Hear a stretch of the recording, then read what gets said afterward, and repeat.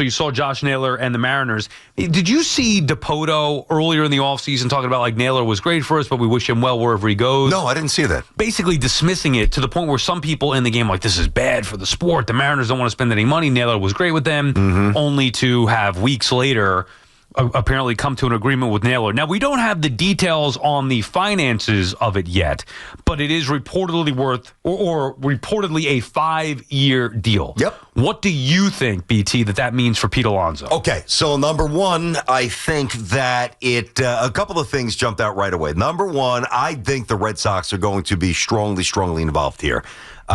Pete. For Pete. Okay. I'm just talking about Pete right now. They're obviously talking about the Naylor signing, the residually, what does it mean for Pete?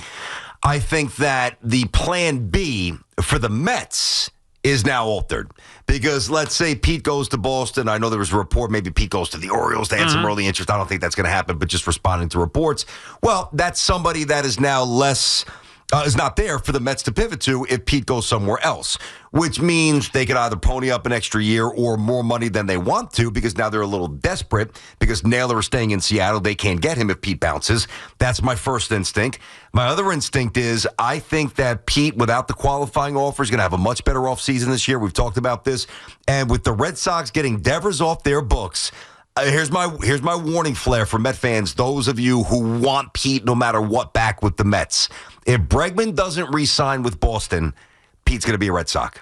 That's the lynch move. That's the linchpin move right there. You see, I don't think Naylor was ever in the Mets thought process. So to me, that's not a fallback. The fallback option wouldn't have been, we're not going to spend X amount on Pete, so we're going to go pay Josh Naylor.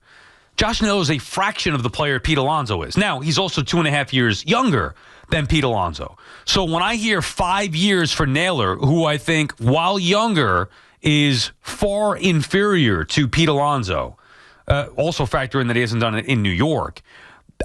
My main takeaway from this is not, like I saw it in the Post, the Mets missed a fallback option. Says who? When has Naylor ever been a rumor or a thought with the Mets? It's not even been the case. As a matter of fact, it's been reported on 2 occasions by Will Salmon of The Athletic and Andy Martino of SNY that the Mets' plan B, the immediate plan B, would be Jeff McNeil and Mark Vientos as a platoon. So, again, but the idea of Naylor has nothing to do with the Mets, other than because he got 5 years, I'd have a hard time thinking Pete, a more prolific, proven power hitter, is going to get fewer than 5 years. As a matter of fact, I think now Pete's probably going to get 6. Oh, boy. Just a matter of how much. Now, Naylor's not going to get anything close, I wouldn't think, to where Pete's going to be. 20 a year, 120 total, something like that. Maybe slightly more than that. I would think that Naylor's going to be less than that. If he gets that, Pete's getting more. I mean, who would you rather have? You'd rather have Naylor than Pete? Probably not. I'm serious. I'm giving you my serious answer. Probably not. You want Pete? No. Personally, I want no part of Naylor. None. Naylor could come to me and say, I'll play for 70. No, thank you. I want no part of Josh Naylor. Why, though? Because I saw him with the Guardians against the Yankees, and I think he's horrible, okay? So now you could say the numbers, and he's good, maybe a spark plug. I have no interest in that. Now, especially in comparison to Pete Alonso, who is proven in New York, in the postseason, in this market, all the above, has been a terrific Met, is going to hit you minimum 30-plus home runs a year and drive at 100 runs and hit behind Soto. I just have no interest in Naylor. I could be minimizing Naylor. That's great. But if you put the two side by side, I'd much rather invest in Pete. So if you're saying 5 years for Naylor, even though he's younger, I would say minimum. I think my offer for Pete was on point at 6 for 180. That's what I was saying. I'd get ahead of it. You really want? There's no way I would give Pete 6 years. I'm not saying he won't get it. That's different than. Well, do the math. What's he getting for 5 years? God, he's got it. I would say in the neighborhood of 30. So he's talking about 5 years, 150. Okay. Now it's about 6 years, 180. If I'm saying I'm getting ahead of the market, I can't come with 5 for 150. I'm not saying the numbers don't add up. Yeah. I'm just saying I would not want Pete Alonso for 5 or 6 years. But again, this is going to be a much better market for him. That's something I've always acknowledged. Again, without the qualifying offer, he had to bounce back with the batting average last year, which he did. He had a really good year. He shows that he fits behind Juan Soto with ample protection. So this is going to be a much better offseason for Pete, but that doesn't mean that it still equates to the right contract. That is not a move I would make. But if Naylor's getting 5 years, I don't care that he's 2 years younger. I mean, if you're Scott Boras, if I'm Pete Alonso or Scott Boras, I'm saying he got this. Yeah. There's no way I'm taking less than 5 years. There's just no way. I know. They're not the same type of player. To me, I look at it this way. I mean, Pete got 2 years last year. He's going to get more than that, obviously. No question. No. He had to prove some people that he was still. Yeah, he had to bounce back this year with a vengeance, which he did. So that's why it's going to be a better market. See, the only thing about Pete, right, and this goes back to the conversation of whether it's about Bellinger or some other players, like. To me, and you'll see this will weave back to Pete and Naylor. To me, a guy like Bellinger could go 0 for 4, and he could help you. He could play left, center, right, first base, go first to home on a double in the gap, first to third on a base hit to right field, steal a base, have an 8-9 pitch at bat, flick a little, flick some foul balls, even if he doesn't get on base or get a hit. There is value in Bellinger doing little baseball things that show up night to night that Pete Alonso does not have. And I think most people would agree with that. Alonso's the superior power hitter, clearly, but they're different. When Pete doesn't go yard, to me, Pete doesn't help you win at all. And that's why there's no way I'm going to go for 6 years. Whereas Naylor, at 5 years, of course, Pete it's not even close. He is twice the power hitter he is, Naylor. But in terms of, batting average, a little more aptitude on the bases, better hands, and then by the way, defensively, the metrics back this up. Go to Savant if you don't believe me. Better speed on the bases. Naylor could go 0 for 4 and can help you win more than Pete. So I'm not saying, I got you. I mean, I think that when Pete doesn't hit a home run, there's very little that Pete does. Okay, but very little, if anything. But he's great. Except scoop, pardon me. Hops ready to jump down my throat. I know. He's the scooper. He led the league in doubles. Yeah. And doubles too. That's true. But also, even if he just hit home runs, he's great at that. Josh Naylor is a money ball guy. I'm not talking about specifically his skill set. I'm talking about broke teams go after Josh Naylor because they can't afford Pete Alonso. This is New York. Look at Josh Naylor's numbers. 1 year he had 31 and 108, and that year in the postseason, I'm pretty sure was the year I was referring to. Yeah. Well, I didn't think he was any good in the postseason. He also hit 243 that year. He's a career 269 hitter. Pete Alonso, you say, well, he's got the batting of 253 career hitter. Mm-hmm. He had 272 a year ago. The OPS for Pete, career 857. Naylor 777. Like, you're talking about a poor man's Pete Alonso. I think Naylor's a different player than when he came in. I do. I think he's one. Like Pete, and listen, this happens in baseball. Pete entered the major leagues, and he was a stud. He was hitting the cover off the ball. He was a masher. Naylor, it took him a while to get going. And since he's gotten going, he is a higher average, higher contact, lower strikeout. He doesn't strike out at all. Dude, he struck out less than 85 times last year. He hit 295. The year before that, he struck out less than 70 times. And what he hit 308. No, what are you talking about, 308? In 2023, he hit 308. In 2024, he hit 240. But I understand. No, I'm saying 295 with the... No, in 2025. 2025, he hit this year, he hit 295. That's what I'm saying. Yeah, the year before, he hit 240.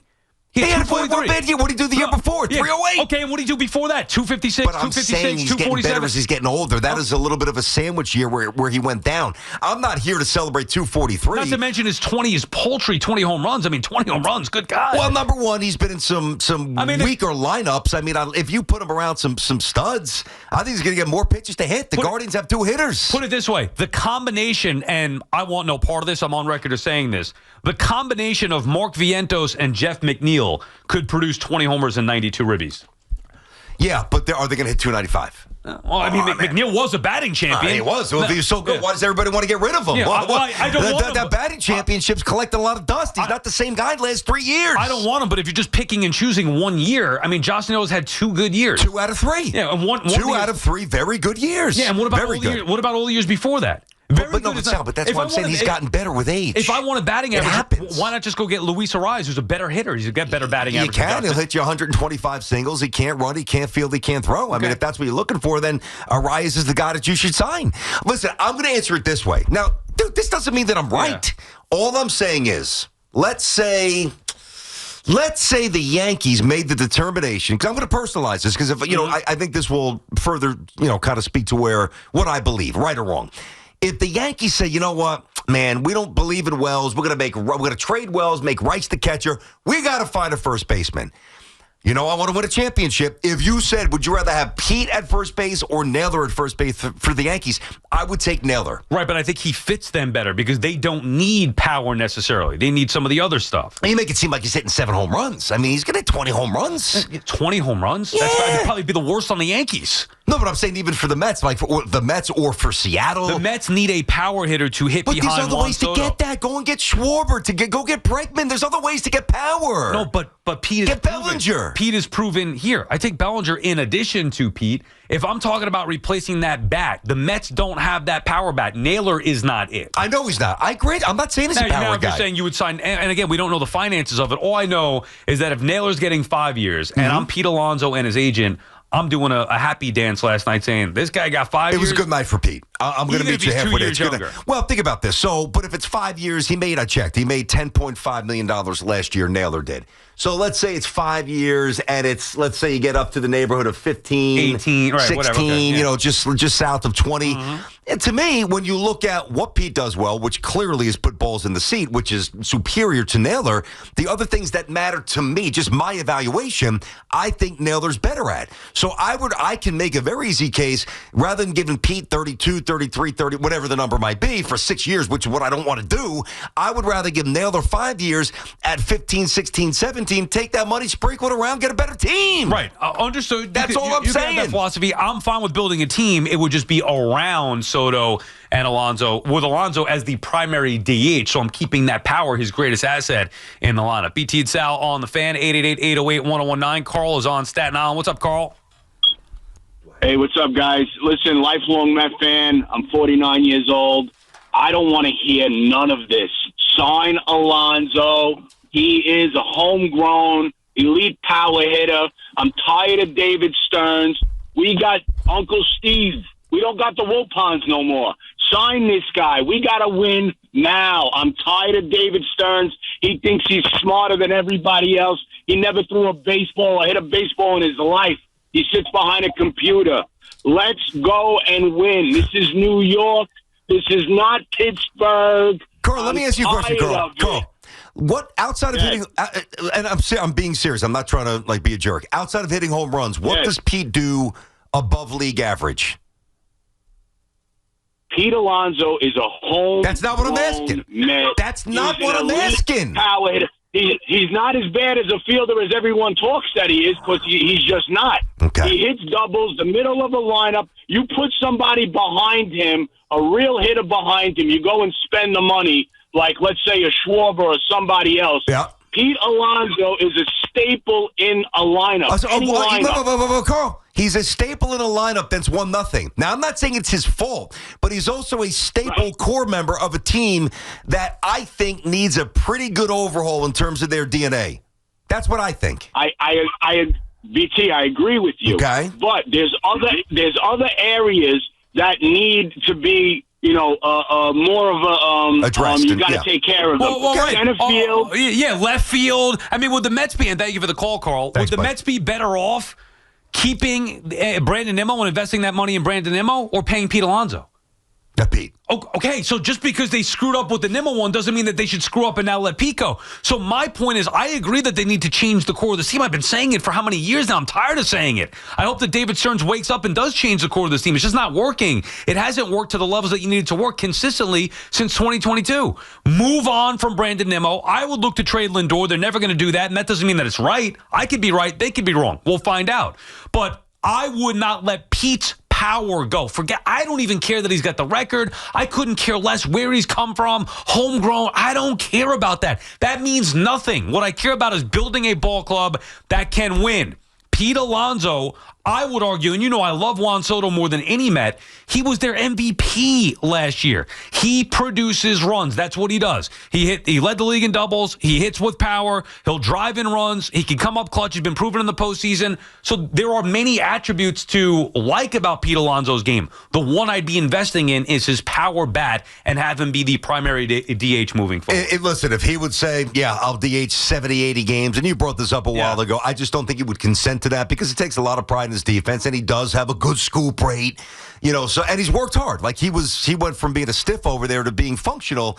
Although you can't throw, I can't trust you. We saw plays, whether it was Vladdy at first base for Toronto, the Dodgers have won a bunch of championships. Freddie Freeman, I know he's getting older, is an elite defensive first baseman. Like, this is not a position you can just he'll figure it out. He's okay, but when's he gonna have to really turn a 3-6-3 double play or shoot somebody down at the plate in the 8th inning in a 1-run game? I don't ignore that. Now, it doesn't mean that I'm looking to just get rid of him without any sort of conversation.